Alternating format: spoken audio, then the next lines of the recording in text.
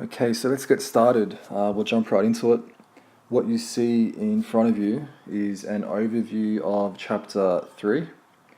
Now, none of this stuff will make any sense until you understand why business environments are so important. And the reason why they're so important is because if you're not aware of the challenges that goes on in your environment, then you're not in a position to effectively respond to those challenges. Okay, so if that is the case, then that would most likely lead to some very poor management.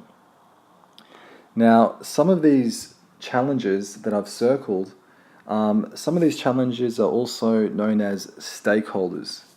And those stakeholders are the ones that I'm circling now. So these ones and these ones. Now, what is a stakeholder? Basically, a stakeholder is individuals or groups that have a direct interest into the activities of an organization. Okay, very important to remember. Now, the idea is that if management can somehow effectively respond to all of these stakeholders, then the result of that would be ethical and socially responsible management. So that's another point to keep in mind as you watch the rest of the video. So what we're going to start with though, so that was an overview. So what we're going to start with is the external environment, and we're going to break down what all this means here. And we'll start with the macro environment.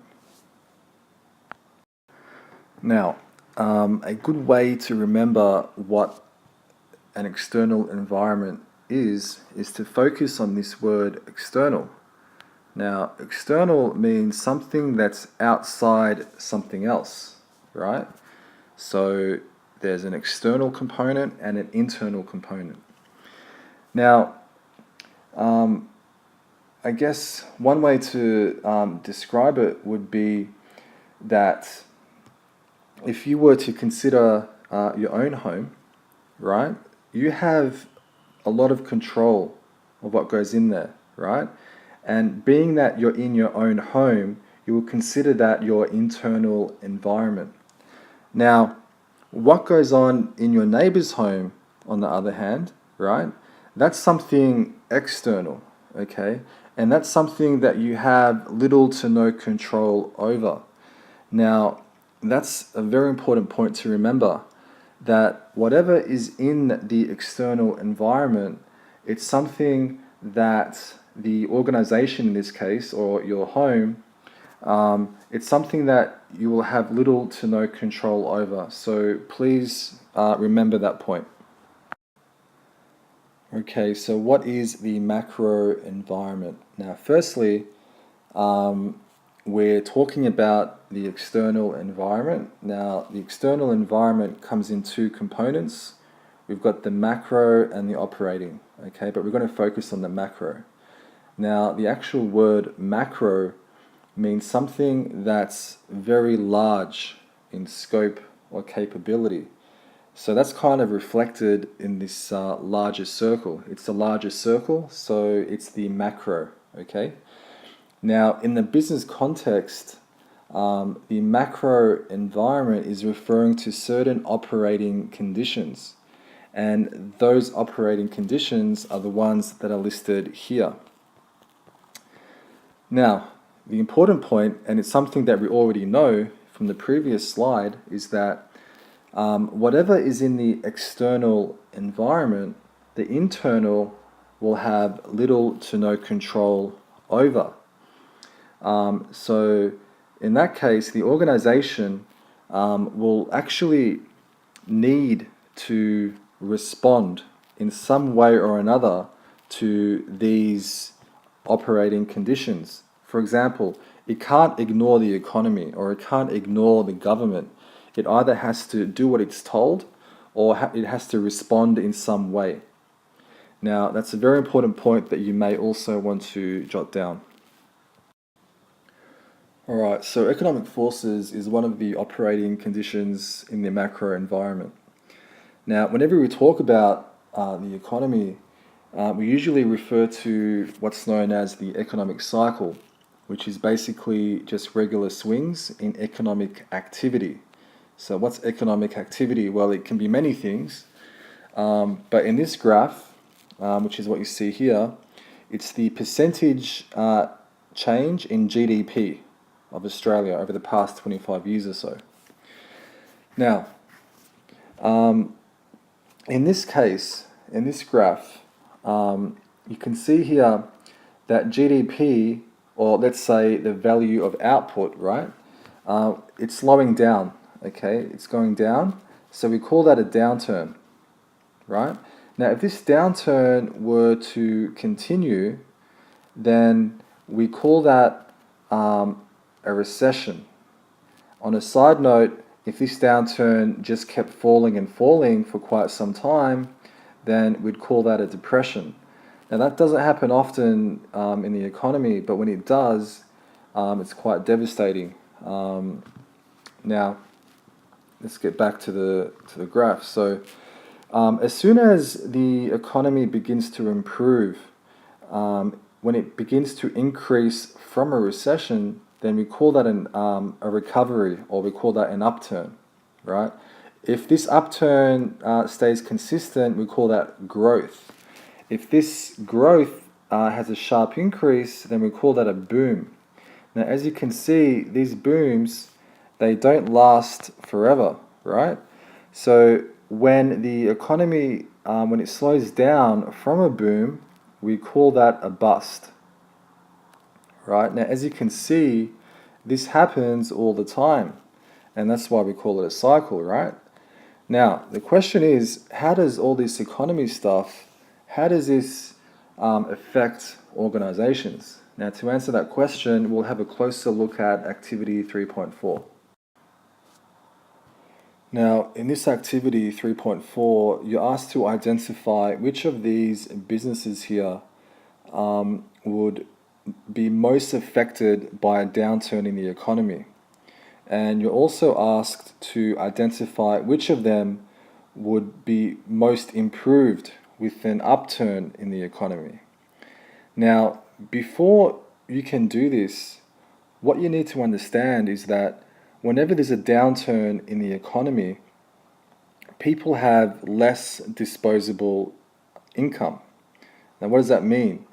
Well, because there's a downturn in the economy, people either have less work or no work, or even just the fear of less work or no work. People will have less money to spend.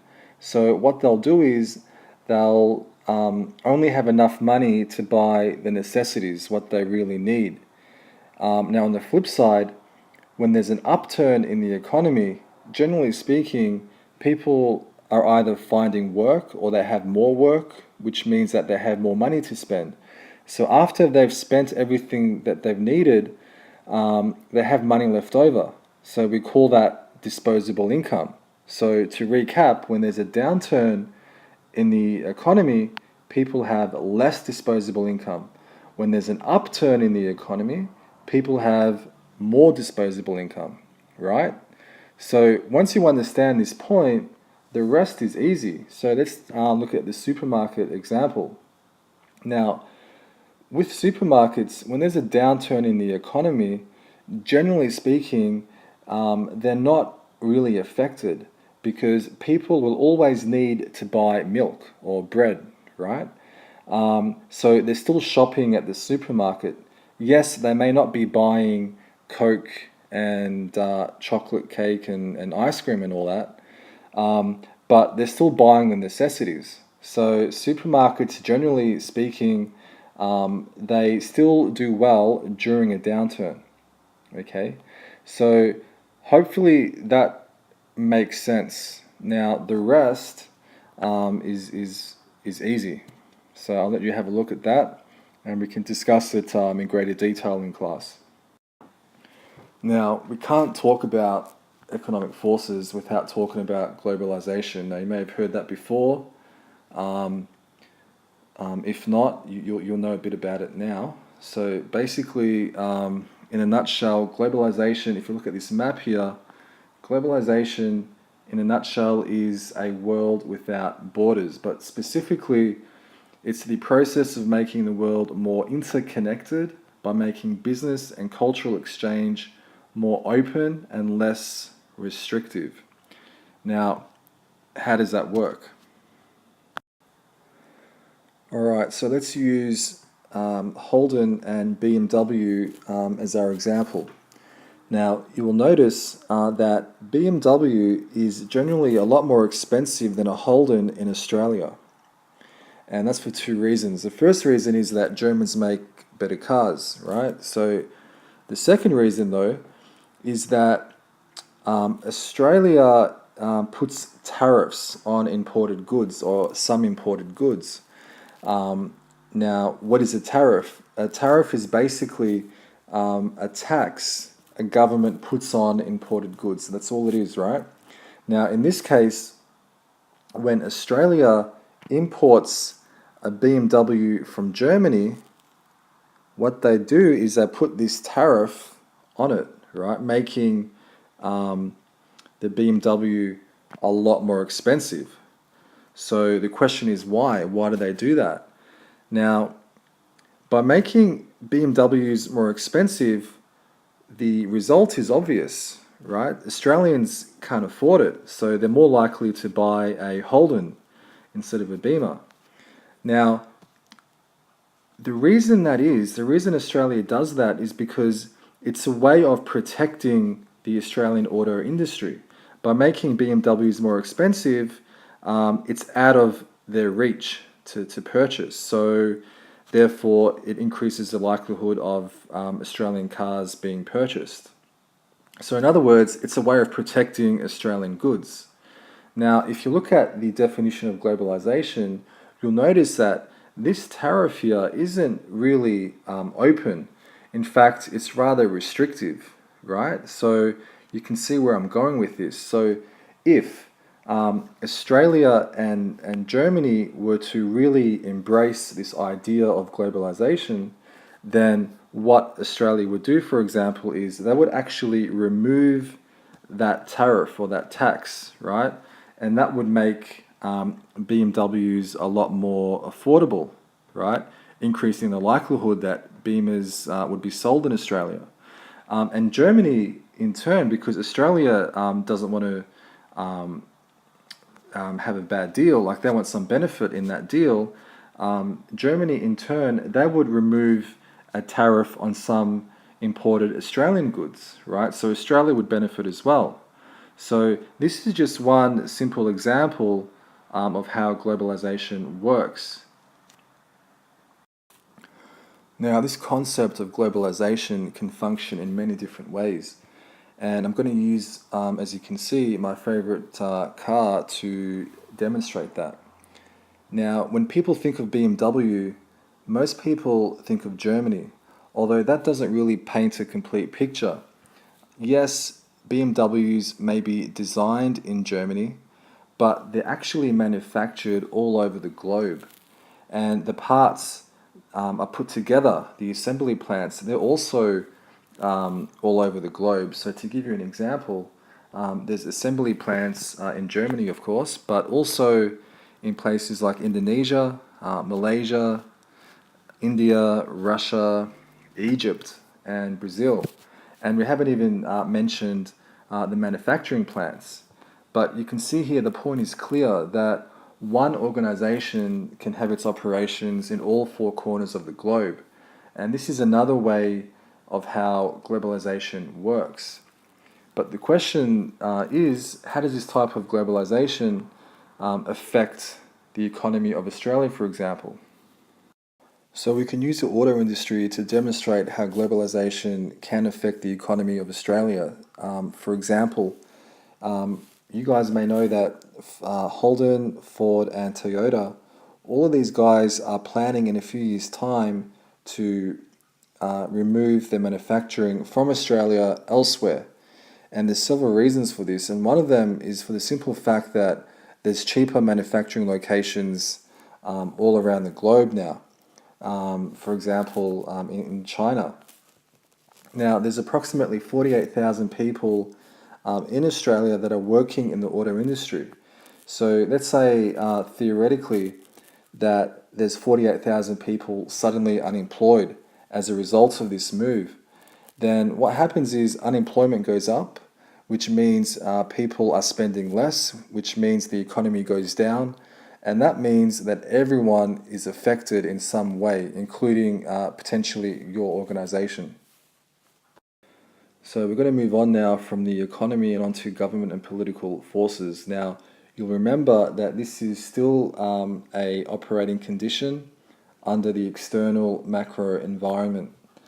Now, this is rather important for organizations to consider because it can either impact organizations positively or negatively depending on what side they sit on. A good example of that would be to look back some time ago now during the Rudd government when he tried to impose a mining tax. And there were essentially two reasons for that. Number one, these mining companies, they were using Australian resources that wouldn't last forever. And number two, these mining companies were making billions of dollars. So what they really wanted was they wanted all of Australians to benefit from this mining success. Now the mining companies, obviously they campaigned against it and they had the backing of the Liberal Party.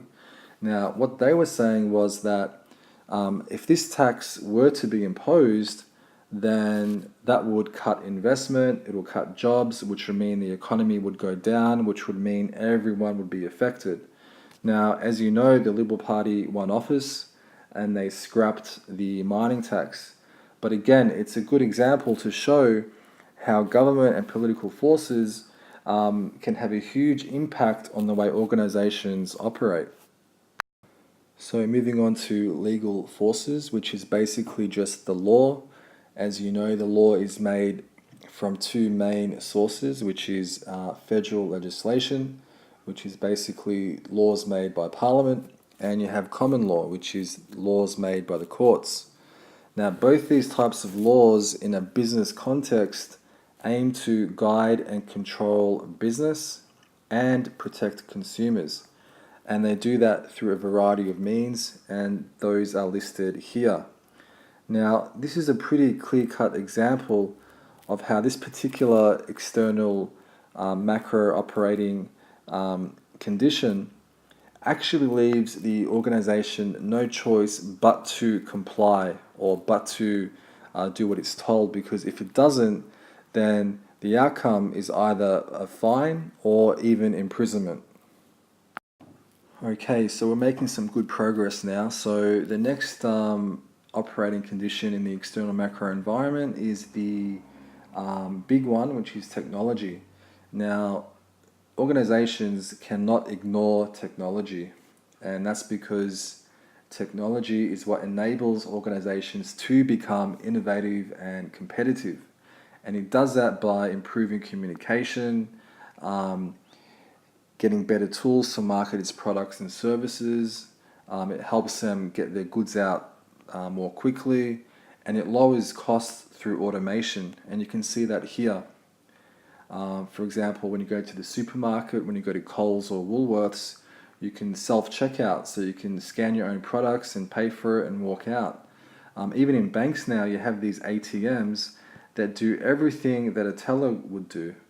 And then you have the factory where robots are replacing workers. So you can see a consistent theme here. And in each of these examples, there's workers losing their job because technology is replacing it. But it's not just workers losing their jobs because of technology. You also have potentially some businesses being shut down by technology. So, for example, travel agencies in shopping centers. A lot of people now are going online. For example, Expedia. You can plan your whole trip online and not even need to go to a travel agency.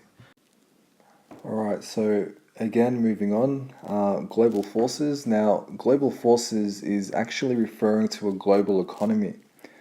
Now, this sounds a lot like globalization, and in essence, it is, but with more of a focus on how it's very important not to ignore the fact that there's no longer any domestic economic boundaries, because if you do, then that could potentially threaten your business. So, to give you an example, imagine you wanted to open up your own market, right?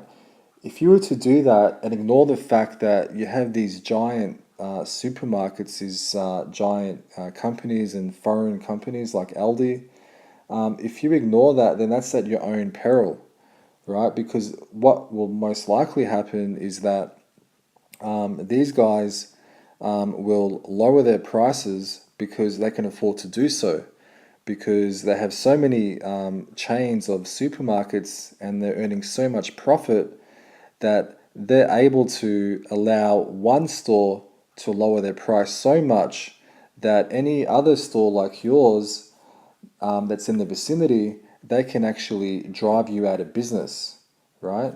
Because they're able to do that. They have the economies of scale. Now, let's assume though that you were an amazing entrepreneur and that you made a success out of it. What would then happen is that one of these guys would potentially buy you out. And the reason why they'd buy you out is so that you don't become a competitor anymore. Now, let's assume that you were to continue with the business and it became a powerhouse that's equal to one of these guys here, then you have the opportunity to possibly merge with one of them and become one united business, assuming that it's more profitable to do so. Now, the point here is that you cannot ignore foreign competition. Also, you can't ignore the fact that a foreign location may be appealing to you in terms of manufacturing, for example. And you can't ignore the fact that it may be cheaper for you to import foreign goods as opposed to manufacturing a part of that your own. So that's the essence of global forces. And Dick Smith, he's actually trying to resist that push towards a global economy, at least with respect to foods. Because as you know, there's also Dick Smith Electronics. So he sells cameras and video cameras and everything electrical. And as you know, most of that stuff is made in China anyway. So, but again, the point is that global forces is referring to a global economy, which is basically a world with no domestic economic boundaries. So if you remember that, you should be okay. Moving on to social and cultural forces. Now, what you see down here is basically a summary of the changes within society. Now, what's important for organizations is to recognize those changes and create opportunities from them. So, for example, both partners now within the home are working. Combine that with the fact that a lot of people have higher education levels now, which means that they're taking work home as opposed to leaving work at work. Like, for example, what I'm doing now, I'm working 2 o'clock in the morning.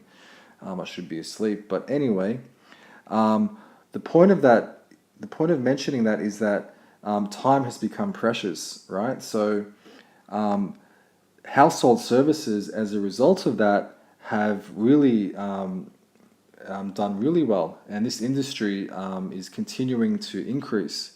So these services here, these household services, are an example again of how organizations are able to create opportunities from these changes in society and the recognition of culture.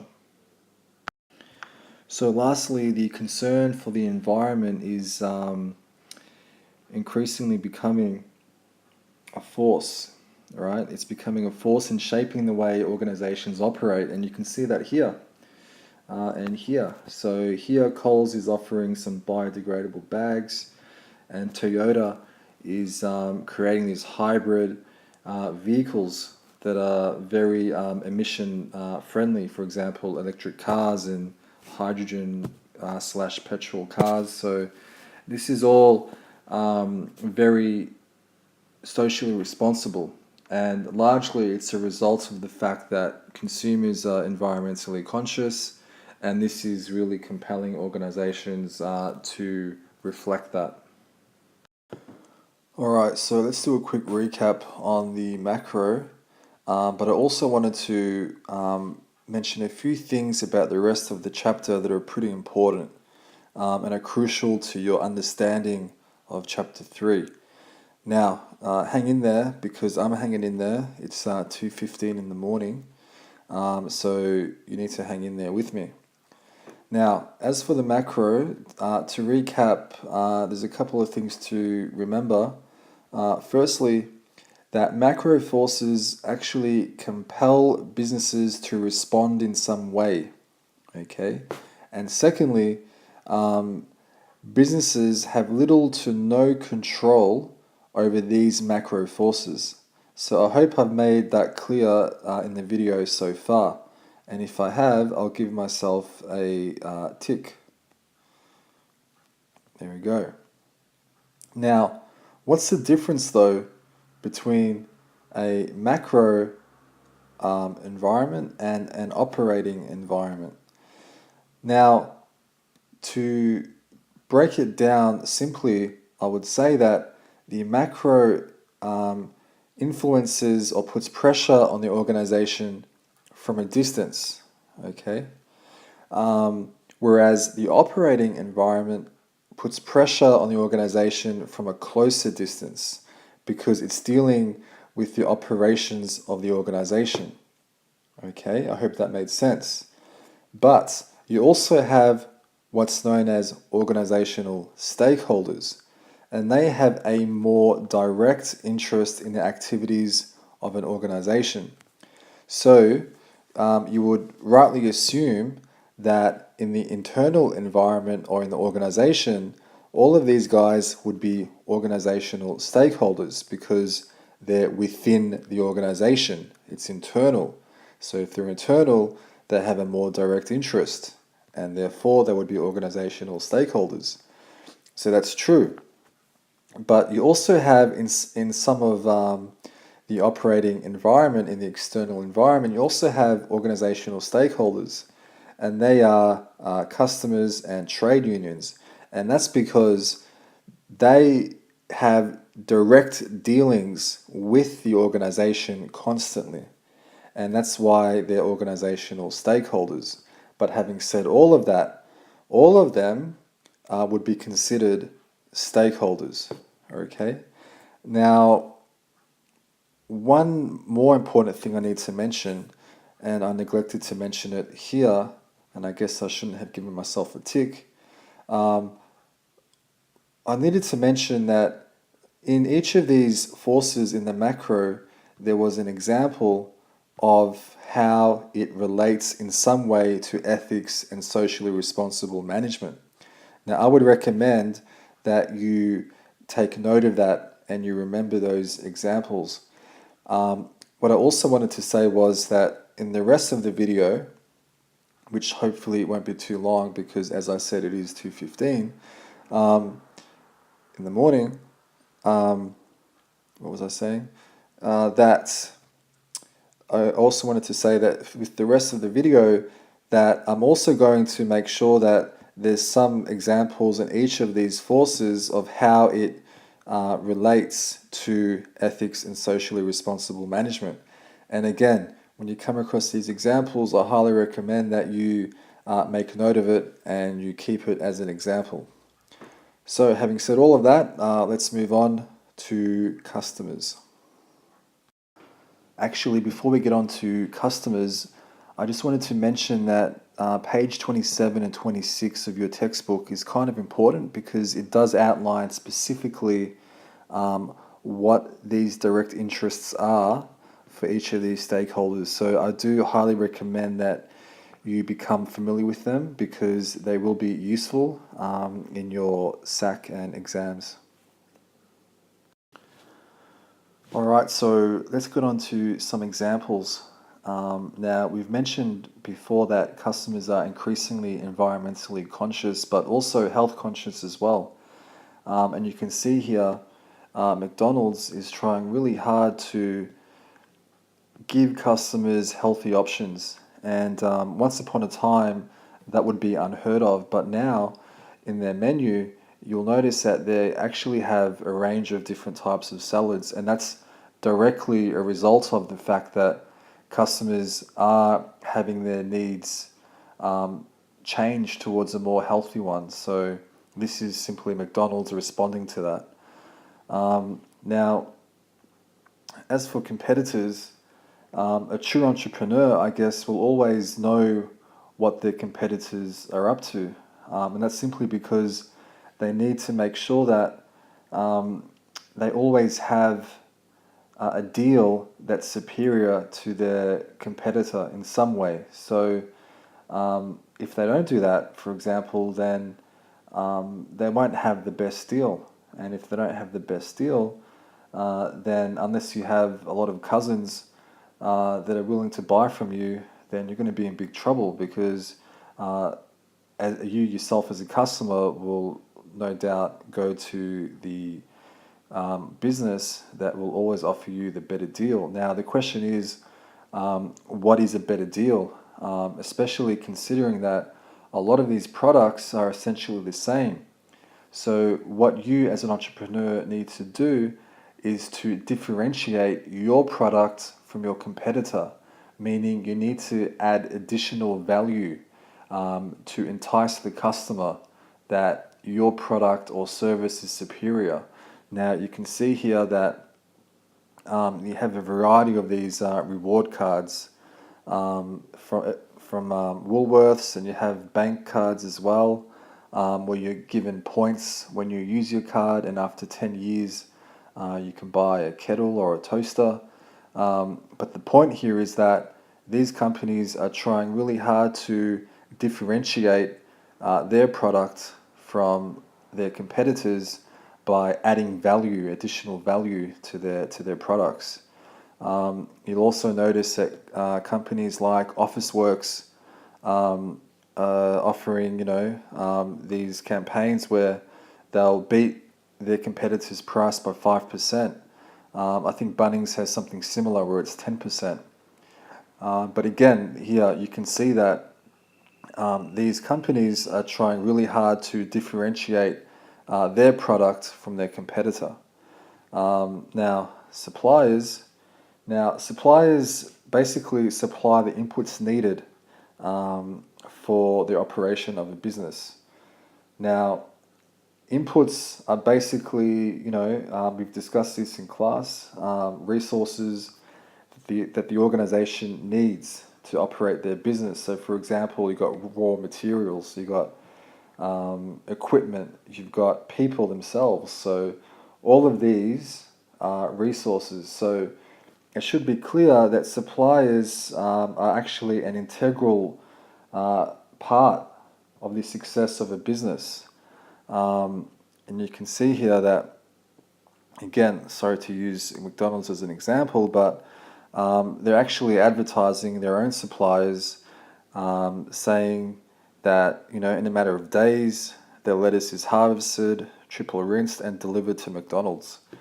Now, organizations are actually advertising their suppliers. For instance, a lot of restaurants say that they get their vegetables from local produce. So you can see here how suppliers are actually an important function in the success of an organization.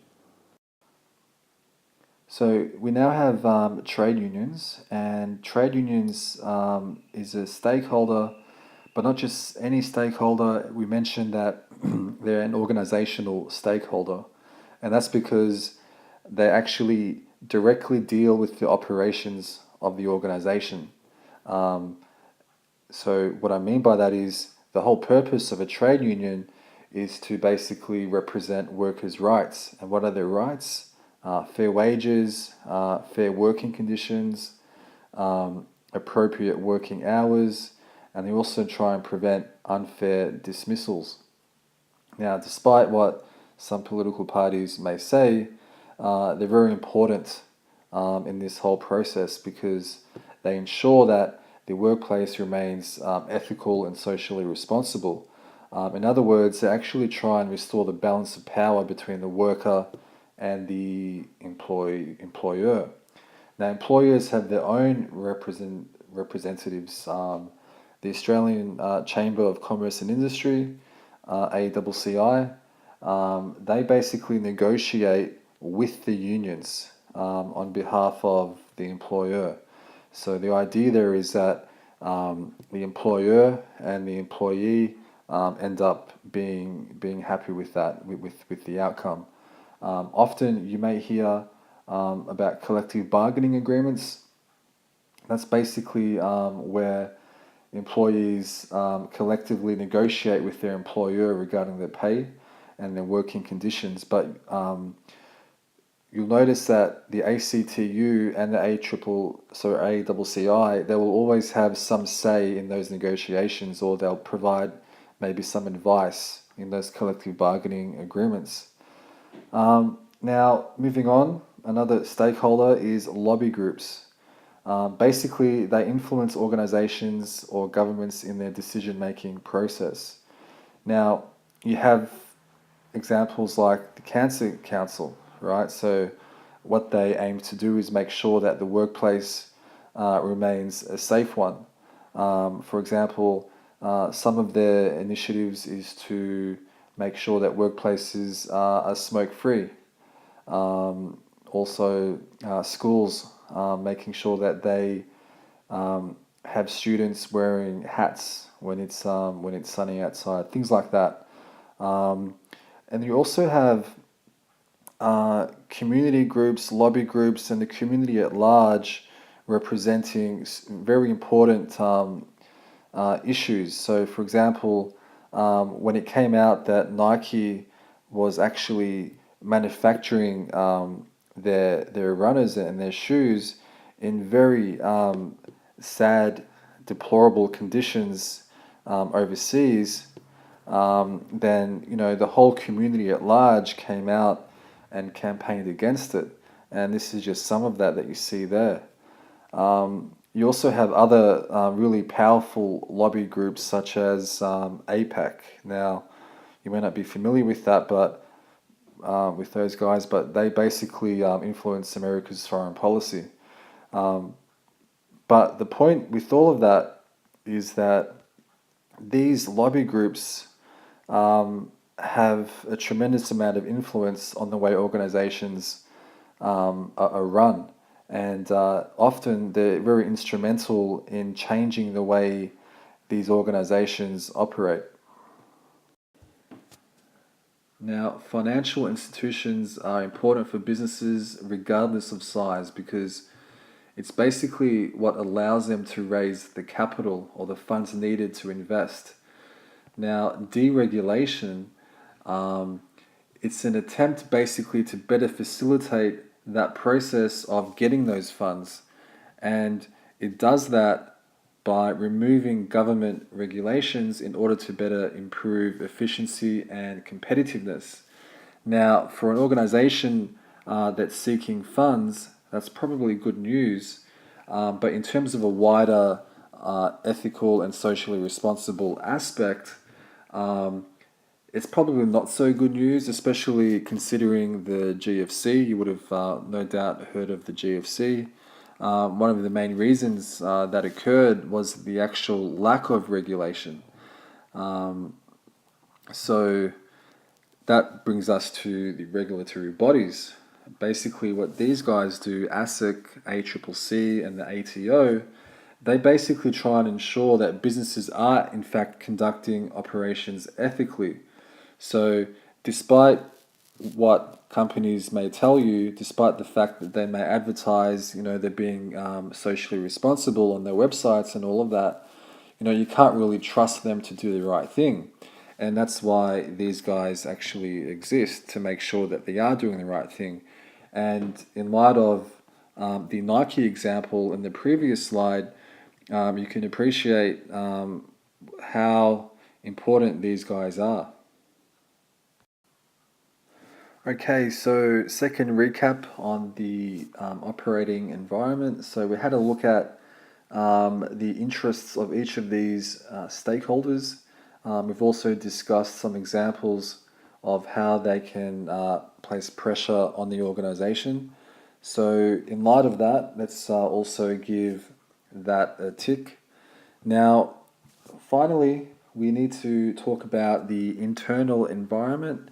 And basically, these stakeholders here represent what's within the organization, right? So now, because of the time and because I want to get this video up to you guys as soon as possible, I'm going to skip some pictures and just continue on from here if that's okay with you.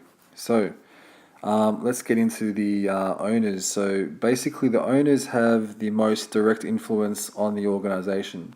Okay, now that's for obvious reasons. They own it. They set the goals. So that's why. Now, because you guys like to think critically, you may be asking, why do the owners have any responsibility to social responsibility, right? And actually, there's still quite a number of people out there that claim that the only responsibility owners have is to shareholders, is to return a profit. Okay?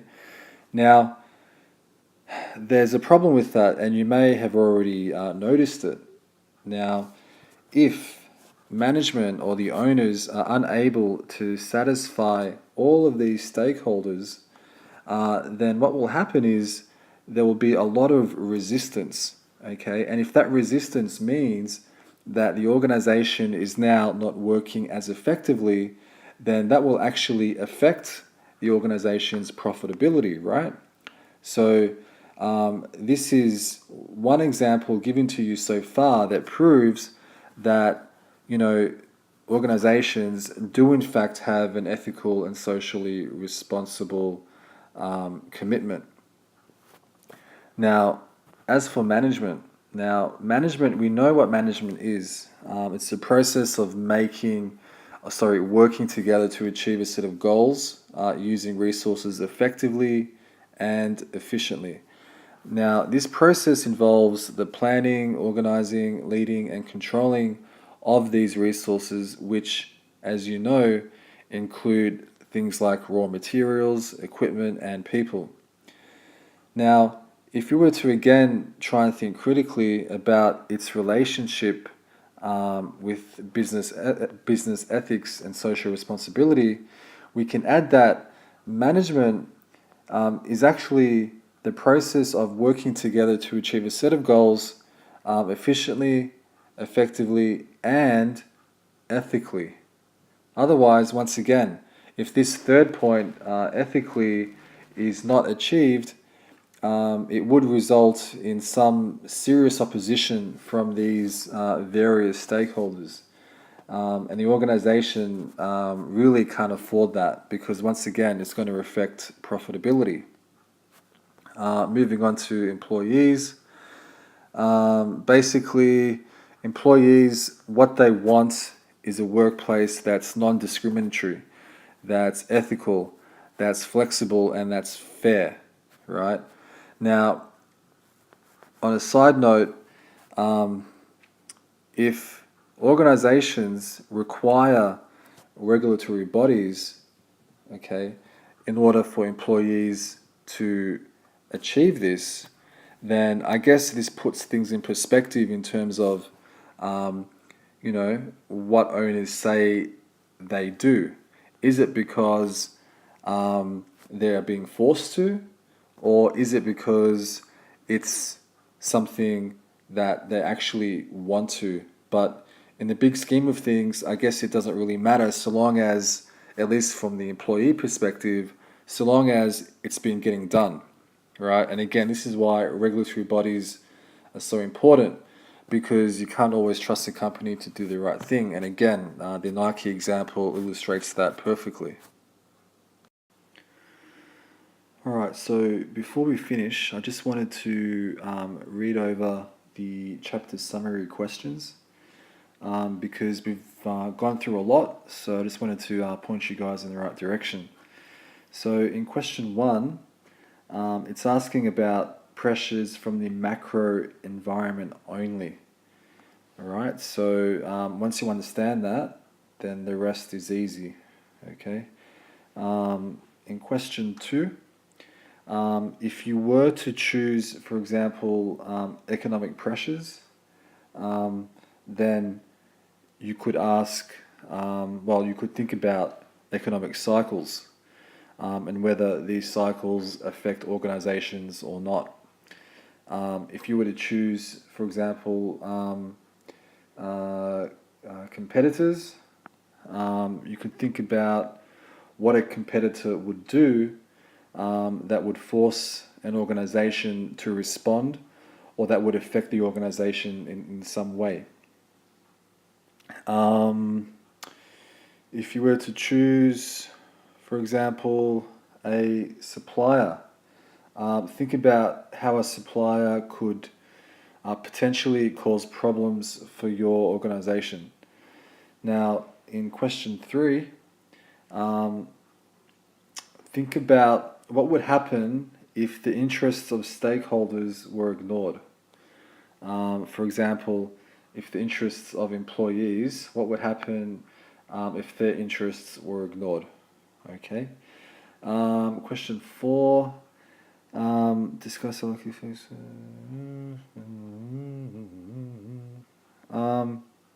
Question four, think about the effects of customers, suppliers, management, and trade unions. Okay, like what would happen with each of them?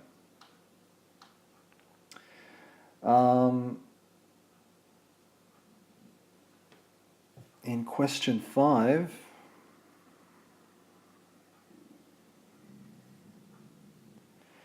so in question five, think about the main priority of a for-profit organization, right? So let's assume that you're arguing for downsizing, like you think that that's the best thing to do.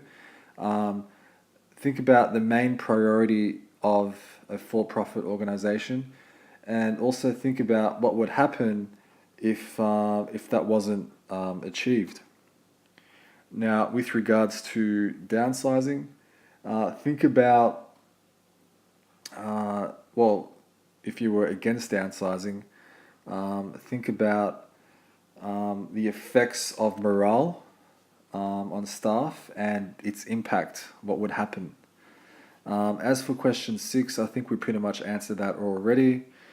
So that wraps up chapter three. Any questions in the meantime, let me know. Otherwise, I'll see you in class, and good night.